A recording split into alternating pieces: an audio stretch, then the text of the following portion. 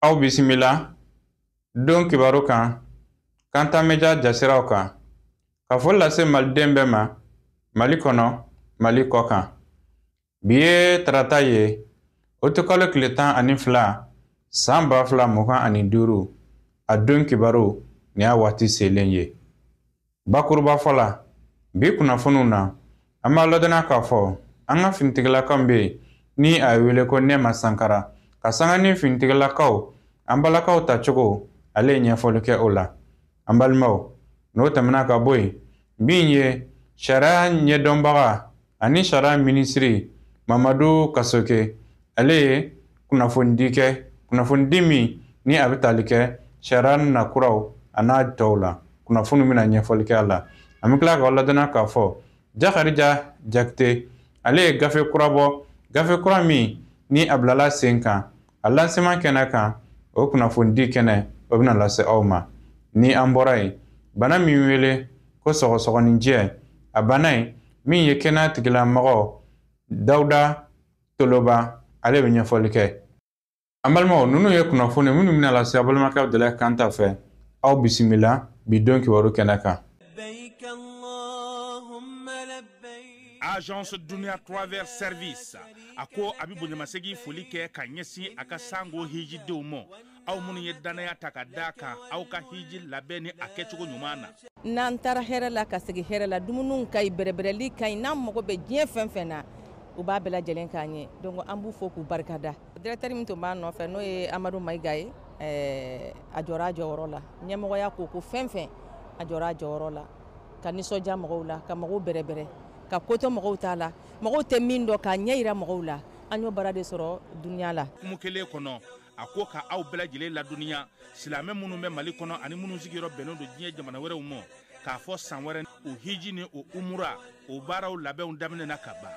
o tumana aw minnu b'a fɛ ka hiji kɛ damu lakana ni basigi kɔnɔ Agence Dunuya a kɛmɛ ko fɛɛrɛ bɛɛ lajɛlen tigɛ ka hiji kɛcogo ɲuman kalanw bɛɛ lajɛlen labɛn ka bila aw ɲɛ min ye k'a dɔn siyɔrɔ ni damu ye ka surunya aw ka bato kɛ yɔrɔw la dumuni laki ka sanuma o bɛ tobi ka bila aw ka bolo ka saga n'a ka waati bɛɛ lajɛlen la dɔgɔtɔrɔ jolenw olu bɛ aw nɔfɛ hiji kɛ yɔrɔ ani bato kɛ yɔrɔ wɛrɛw bɛɛ lajɛlen la yɔrɔ bɛɛ ani waati bɛɛ baw bolo kuma dɔ o ka wusa ne de sen ka di ye Agence Dunia Travel Service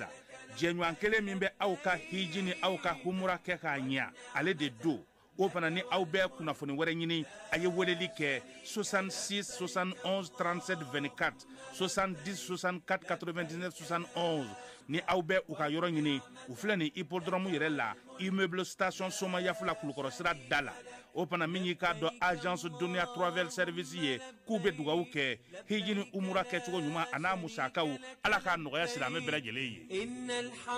Ni ye umura spécial belebeleba labɛnnen ye ko bɔ voyage fɛ alisilamɛ bɛɛ lajɛlen ye min ye sigiyɔrɔma 2 ye sigiyɔrɔma fɔlɔ aw minnu b'a fɛ ka tile 10 kɛ sigiyɔrɔma 2nan minnu b'a fɛ ka tile 15 kɛ u ka convoi fɔlɔ o bɛna wuli utukalo tile 20 ka taa bila utukalo tile 31 na convoi 2nan o bɛ daminɛ septembre kalo tile fɔlɔ ka taa bila septembre kalo tile 11 na ka yira la ni umra spécial kofɔli na aw ka visa billet d'avion aller retour ka fara hôtel luxew kan minnu ka sɔrɔ haramu na aw ka dumuni ko déplacement ka fara karamɔgɔ jolenw kan minnu bɛna bila aw ɲɛ ka taa ni baara ninnu bɛɛ lajɛlen yira aw la ni aw mago bɛ kunnafoni wɛrɛ la aw bɛ se ka wuli ka se Kuba voyage jabalaba la min filɛ ni Bamakɔ kura ka aw to aw sigiyɔrɔ la ka kunnafoni bɛɛ lajɛlen sɔrɔ 20 22 19 06 walima 71 24 24 24 walima 64 56 56 56 walima 76 48 41 93 Kuba voyage ka aw lafiya hiji ni umrɔ bɛɛ lajɛlen na.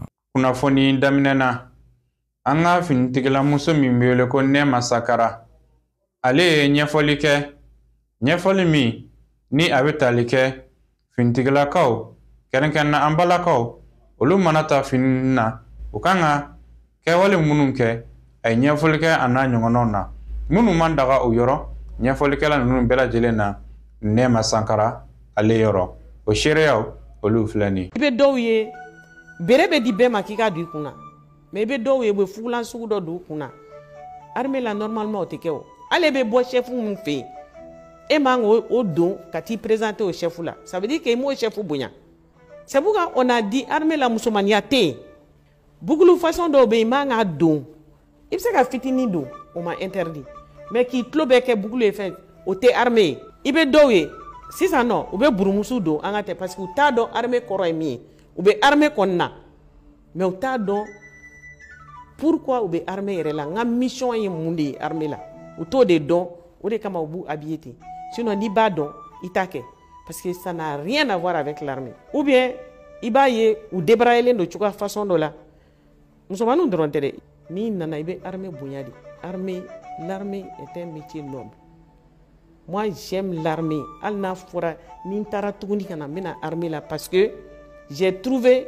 que armée de la les choses sont claires nettes rigueur engagement tout i bɛ fɛ ka fɛn min c'est à dire a bɛ kɛ comme a tracelen de don i bɛ don a fɛ nɔgɔ yɛrɛ t'i sɔrɔ n'an donna an bɛ bonyali min kɛ o tɛ normal ye armée la armée la i bɛ taa i bɛ exercice i b'i ka entraînement kɛ mɔgɔ y'a f'i ye mɔgɔ m'a f'i ye dans le règlement i b'i apprêter physiquement k'i bila armée ka disposition na ne ye formation kɛ yɔrɔ dɔw la avec des gens an donnen u tun bɛ taa o mesure de bɛ ta parce que dɔ faral'u kɔnɔ kan o mesure de bɛ ta ani poignée u b'a f'i ɲɛna nin de farali kan t'a bɔ a la yanni nin date nin cɛ o tɛ ko u b'i lajɛ ko dɔ cɛ ka ɲi dɔ ye dɔ ka fisa ni non a règlement bɛ boli bɛɛ de kan i bɛ se ka taa vérifier n tɛ jamana tɔgɔ fɔ don o don u bɛ taa c'est à dire u bɛ délai de d'i ma yan'o cɛ u bɛ taa ruban da u ye yɔrɔ dɔw choisir u bɛ taa da la ni dɔ farala kan i bɛ taa bɔ a la n'i ma taa bɔ a la u bɛ obligé k'i gɛn yarɔ o tɛ kɔnɔ ta ye voilà c'est pour qu'an ko armée ye rigueur de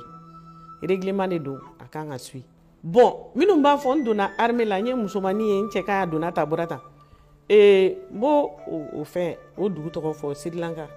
i bɛ top modèle minnu ye fɛn na n bɛ se k'a fɔ o cɛ ka ɲi n'olu ye mais u b'u ka règlement suit u bɛ tenue correct la ni min furu ye u b'a kɛ ten cogo de la e de donna i nana i y'a dɔn ko beauté b'i la i nana don an ka armée la maintenant n'i nana don a la i ka beauté nin i b'a to de n'i y'an ka tenue bɔ i la min ka di ye t'a kɛ yen taa ŋɛɲɛmɛ don i la i ka mèche don ka fɛn ni tenue t'i la mɔgɔ yɛrɛ ka sira t'a la i mana kɛ o y'i kungo ye mais n'i ye tenue don i bɛ tenue bonya i bɛ baara bonya baara min dir'i ma i b'o kɛ i b'o bonya hali sisan b'u ye u bɛ denw ta ka taa n'u ye permanence kɛyɔrɔ la c'est pas normal parce que i t'a dɔn normal n'i y'a bila i kunna k'e ye surasi de ye a bɛ se ka wele sisan ka girin ka marifa ta ka taa i bɛ taa nin den ye baarakɛyɔrɔ la c'est pas normal donc u nana armée ɲuman sɔrɔ u k'u jija u y'a sɔrɔ cogo min na u k'a bonya dɔrɔn ma e k'i yɛrɛ bonya dɔrɔn ma fɛn min bɛ f'i ye k'a kɛ cogo la i ka chef hiérarchique i k'o bonya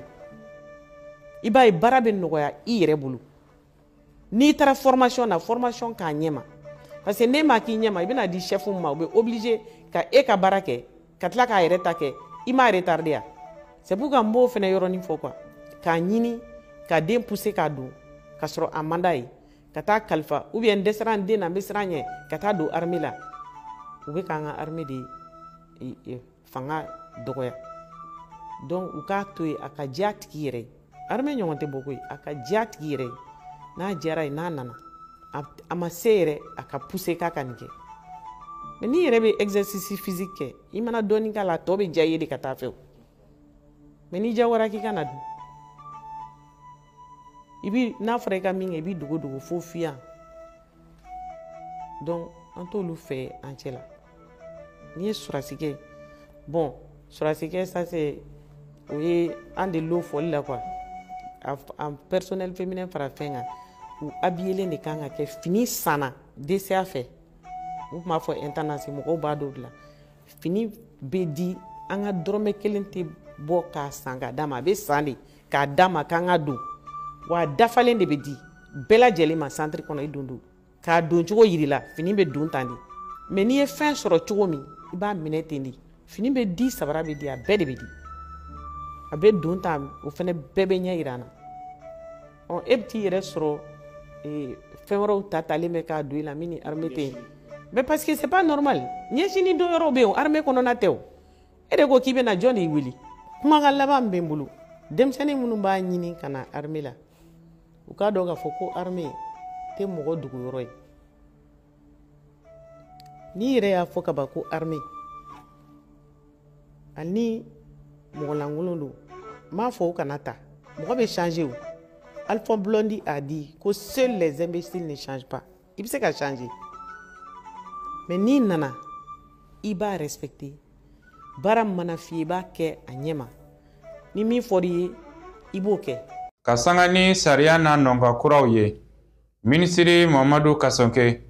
ale ye kalanbulon sigi sen kan kalanbulon min ni kiiri dɔnbagaw olu kalanna nin kiiri nasira kuraw kan sira min sɔrɔla ka bɔ Mamadu Kasonke yɔrɔ olu filɛ nin Adena sariya ni adamadenya hakɛw minisiri fɛ a bɛ ɲɛsin ka sariya baara kɛbaaw kalan Mali ye sariya ni sariya nɔminɛcogo kura min ta ka ɲɛsin sariya baara kɛcogo ɲuman ma Mali fa bɛɛ lajɛlen fɛ. N'a y'a jateminɛ code pénal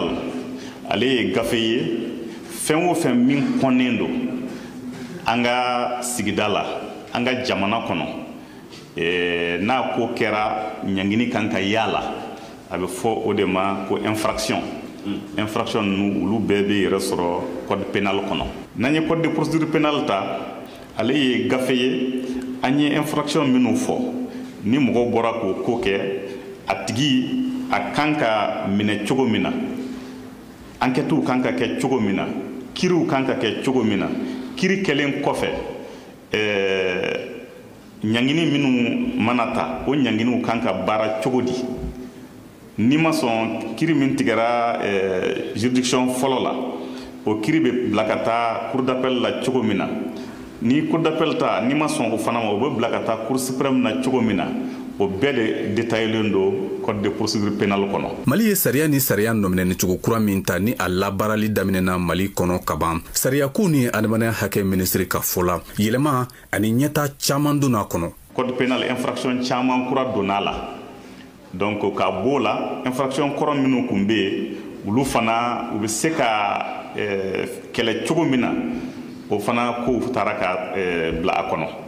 ko dɔw bɛ yen n'o kɛra a tɛ kaso takun bɔ dɔw u bɛ se ka bololanɛgɛ d'u ma bololanɛgɛ min bɛ baara kɛ ni informatique éléments ye bracelet électronique maintenant o bɛ k'a tigi tɛgɛ pour que a ka dɔn a tigi bɛ yɔrɔ o yɔrɔ waati bɛɛ gafe fila bɛɛ n'a y'a jateminɛ baaraba de kɛra la kabini 2001 an kun bɛ ka baara kɛ ni gafe minnu ye yɛlɛma nana don o kɔnɔ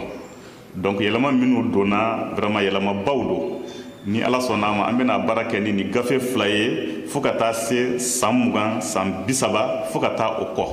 Ni kalan min n'u donnen filɛ bi sɔgɔmada na Bamako ya ka ɲɛsin sariya tigilamaw ma sariya ni a nɔminɛcogo kura min taara Mali kɔnɔ o kan ka fara Bamako kan a bɛ ɲɛsin Mali marayɔrɔ wɛrɛw ma ni o ye Kayi Segu ani Mopti. Jakarija Jakite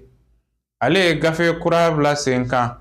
gafe kura min nin gafe kura in dayɛlɛli kɛnɛ kan maabaw caman yɛrɛ ye minnu y'u ka nisɔndiya jira gafe kura in ale dayɛlɛli kɛnɛ kan sera minnu sɔrɔla ka bɔ a kɛnɛ kan ye olu filɛ nin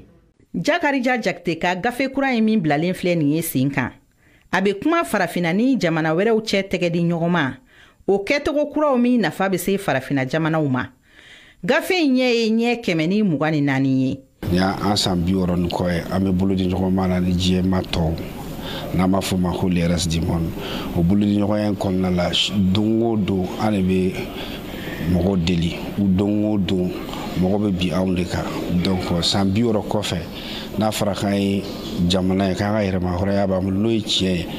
mɔgɔ man ka bi an ka bilen donc an bɛ k'o de kuma fɔ livre in kɔnɔ. maa minnu tun bɛ Jakarija Jakite ka gafe kura bɔlen in kɛnɛ kan olu caman bolo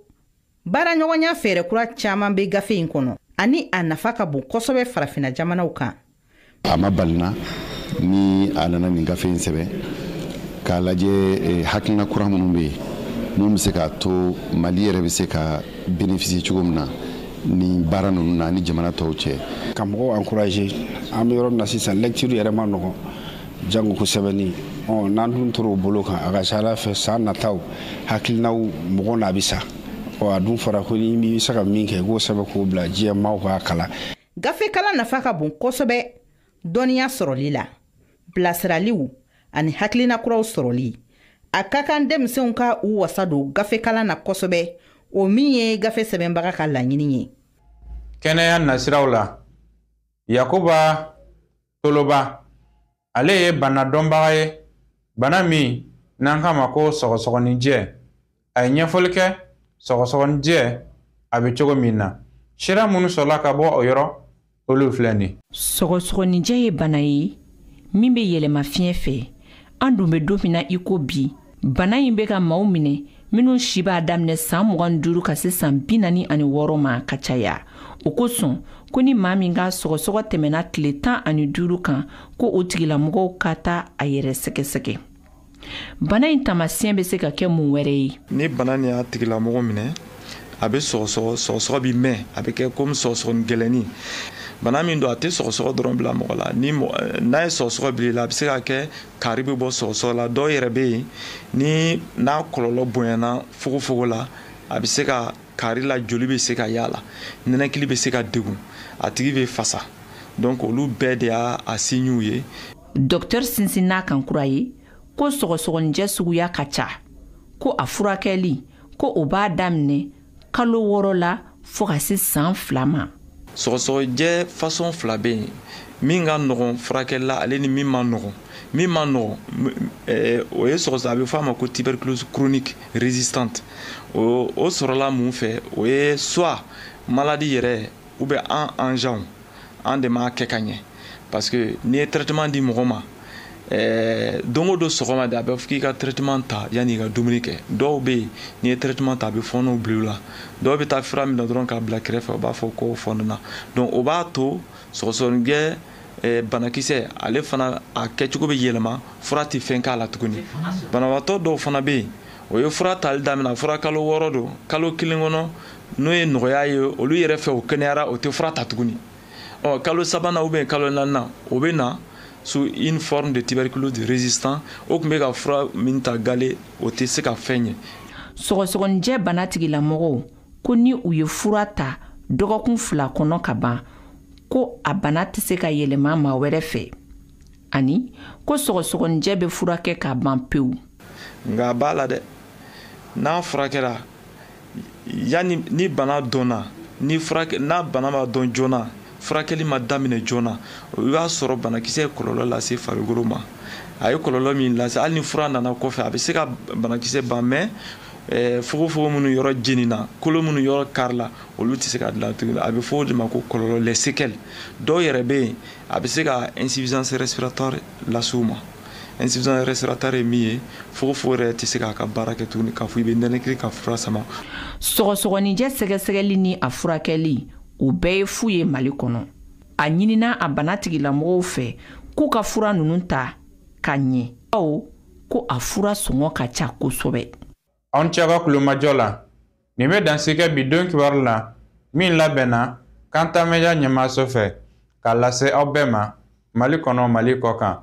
Wassalamu alaikum wa rahmatullahi wa barakatuhu.